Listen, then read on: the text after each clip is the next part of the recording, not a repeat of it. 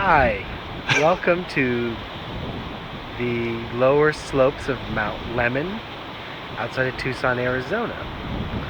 We are on the edge of a canyon here right now, and there's spring rains and snow melt have made a very substantial ephemeral stream for the desert.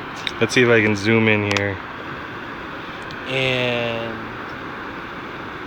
a very neat locale.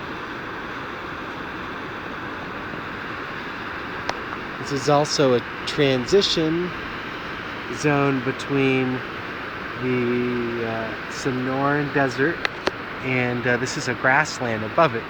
And as we drive up Mount Lemmon, we're going to be going through several different biomes as the elevation increases.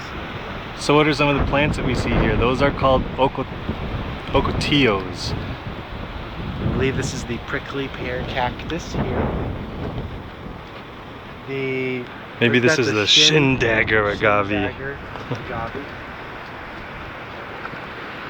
And these are all a type of oak tree that we're just getting into their the elevation where they can there's enough moisture during part of the year that they can sustain themselves. It's a beautiful day here in Tucson, everybody.